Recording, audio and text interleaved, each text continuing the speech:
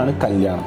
അപ്പം എനിക്കെൻ്റെ കല്യാണം ഞാൻ ഉദ്ദേശിക്കുന്നത് വെച്ചാൽ, ഞാൻ സത്യം പറഞ്ഞാൽ ഞാൻ എൻ്റെ സർക്കിളിലും അല്ലാണ്ടും കല്യാണം കഴിച്ച് കുടുങ്ങിപ്പോയ കുറേ ആൾക്കാരെ കണ്ടിട്ടുണ്ട്. അതായത് വ്യക്തമായ പ്ലാനിങ് ഇല്ലാതെ വീട്ടുകാരുടെ പ്രഷറിൻ്റെ മുകളിൽ പെട്ടെന്ന് പിടിച്ച് കെട്ടി ലോണും കാര്യങ്ങളും എടുത്ത് എന്നിട്ട് അത് വീട്ടാൻ പറ്റാണ്ട് എന്നിട്ട് ഒരു പ്ലാൻ, അതായത് നമ്മളൊരു കല്യാണം കഴിക്കുമ്പോൾ നമുക്ക് വൈഫിനൊരു പ്ലാനാണ്, കരിയർ എങ്ങനെ പ്ലാൻ ചെയ്യണം, നമുക്കൊരു പ്ലാനാണ്. കാരണം ഞാൻ എപ്പോഴും വിശ്വസിക്കുന്ന ഒരു കാര്യം എന്താ വെച്ചാൽ, കല്യാണ തലേന്ന് മുട്ടിപ്പാട്ട് പാടാനും കൊട്ടാനും പാടാനും കൂട്ടക്കാരും കുഞ്ഞുമ്പുറത്തെ അമ്മായി എല്ലാവരും ഉണ്ടാവും.